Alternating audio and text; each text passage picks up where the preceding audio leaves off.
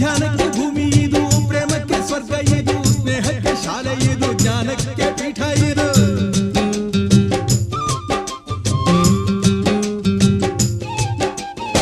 ಕಾವ್ಯಕ್ಕೆ ಕಲ್ಪ ಇದು, ಶಿಲ್ಪಕ್ಕೆ ತಲ್ಪವಿದು, ನಾಟ್ಯಕ್ಕೆ ನಾಡಿ ಇದು, ನಾದಾಂತರಂಗವಿದು. ಕುವೆಂಪು ಬೇಂದ್ರೆಯಿಂದ ಕಾರಂತ ಮಾಸ್ತಿಯಿಂದ ಧನ್ಯವೀ ಕನ್ನಡ, ಕಾಕಿನ ಕನ್ನಡ. ಹುಟ್ಟಿದರೆ ಕನ್ನಡ ನಾಡ ಹುಟ್ಟಬೇಕು, ಮೆಟ್ಟಿದರೆ ಕನ್ನಡ ಮಣ್ಣ ಮೆಟ್ಟಬೇಕು.